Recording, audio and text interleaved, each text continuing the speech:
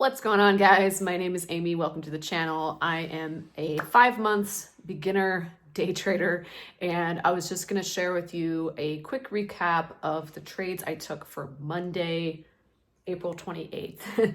So I've got TradingView up over here, and I'm going to try to do something just a little different. I have recorded my screen in the past, and I used Zoom, and it just made my face like super small, and the screen was not the clearest. So just gonna talk about the trade and then kind of like point it out on the chart behind me on my monitor here.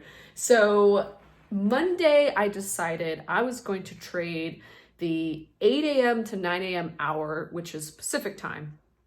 And that's 11 to 12, right? So kind of just before the lunch hour, I had seen previous trading days that there was a lot of action sometimes at this hour, and I was like, you know what, let's go for that particular time frame. And really it's more of the first half hour of that hour, I should clarify. So I went on my charts. I'm looking at Tesla, one of my favorites to trade, and on Tesla I saw basically a pattern starting to form, and I'm just kind of learning TradingView right now and figuring out how to put rectangles and things and draw up my support and resistance zones, which is something new for me to actually draw that on a chart. Usually I'm looking for it and I'm jotting prices down before trading, but this just seems to make more sense. And I'm learning from Day Trading Addict's course, Trade Win Profit, basically, supply and demand zones, he calls them, support and resistance, whatever you want to call them. And from him, and there's another guy on YouTube I've been following, Sal, totally blanking on his last name, but he's a Forex trader. And they talked about creating these, in your chart. So you kind of know, like, okay, is there a breakout happening? Are we going to have a shift in the structure of the market? So when I looked at the market yesterday, I had to zoom out actually until Friday. And just so I could get some levels. So you can kind of see over here, this is Tesla, the actual Tesla. Now I trade the ETF, TSLQ or TSLR. Tesla was bearish yesterday, so I was looking to basically short it.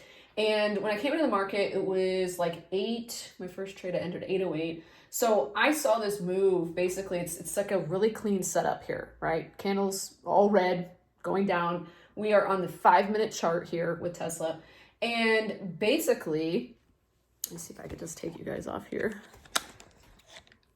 Okay, sorry this is backwards, but I can't, iPhones are weird. I can't do the switcheroo. So basically I'm watching this, I'm drawing my zone here, and you can ignore this top one. This is actually from today. But yeah, looking down, you'll see I drew a box here because I was like, okay, there's a little bit of like consolidation right here.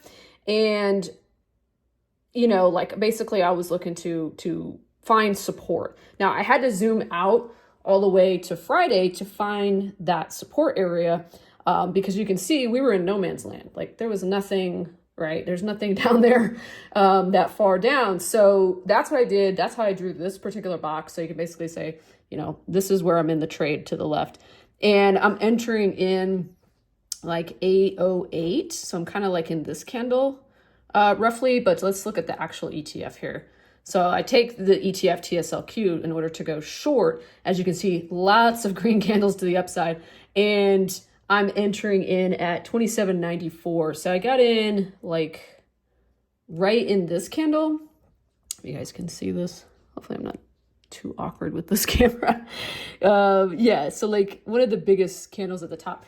And so basically, I'm watching Tesla, and it was super, super helpful to have those zones drawn out before I got in the trade, because it gave me an idea of, let's just delete this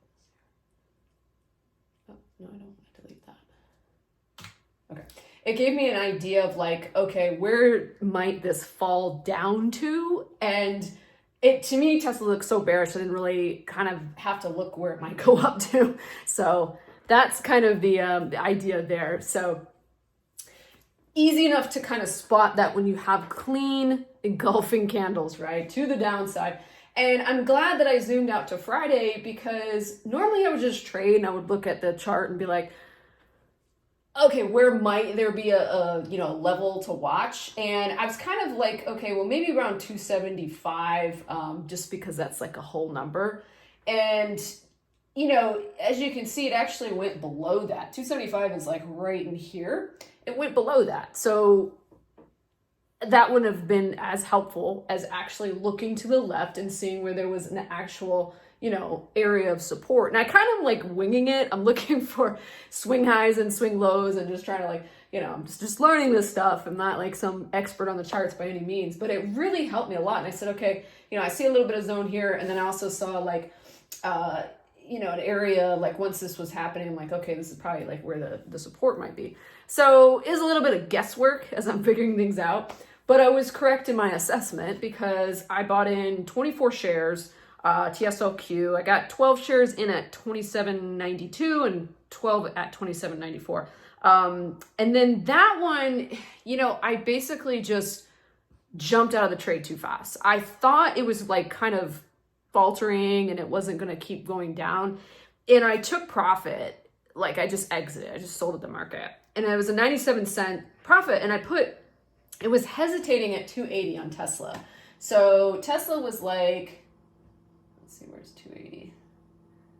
It was kind of in this area, like for a little bit, bouncing around, because of course 280 is a psychological number. You know, there's buyers and sellers stepping in both at the same time. So it was sort of like, it was forming a doji. And that's why I was like, ooh, you know, maybe I should get out. So I got out and I kind of jumped the gun. I wish I had waited. It then dropped down to 279 and then it didn't hold. And as you can see, it kept going. Now I did jump back in though. This is where I was glad that I had enough foresight to say, you know what, I know I'm right about this. I see where there's another, you know, support area. I've still got room to grab this on the way down. So I got in again.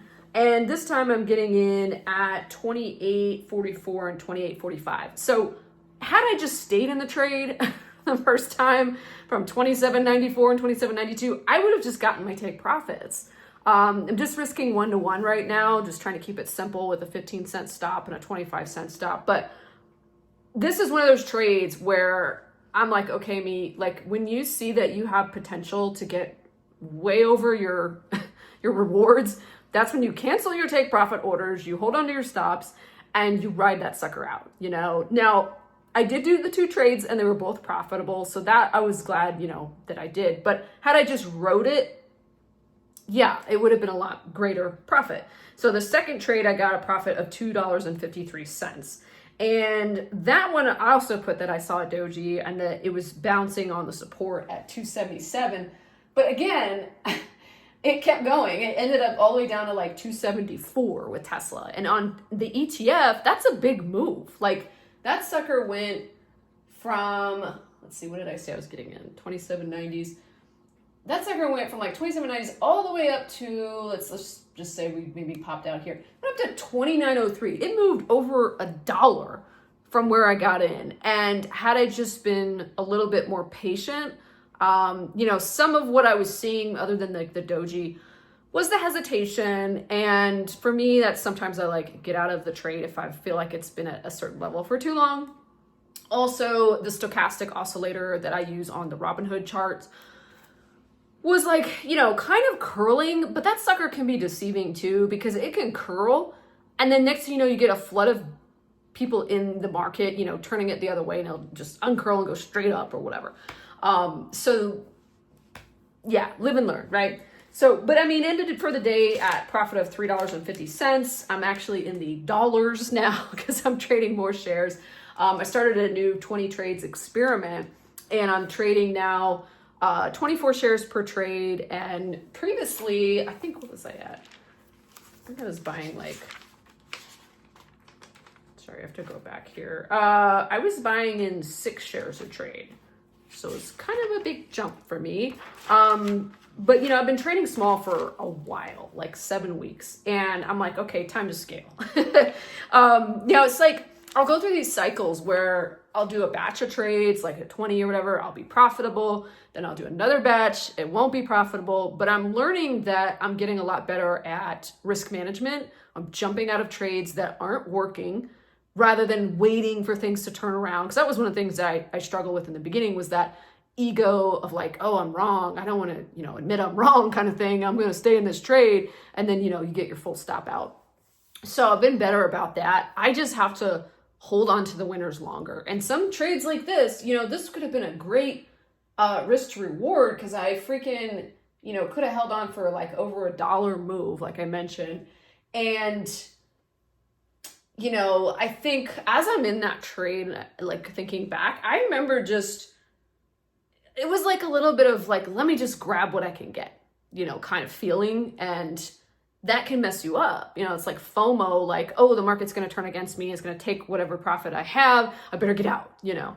I put that down on my notes, and I also said it felt like Tesla would get in these ranges, you know, and at the volatility at a certain point during the trading session, about 8:30 my time, 11:30 Eastern, is kind of when things do slow down a little bit. So you do have to be a little bit more patient because the volume's drying out.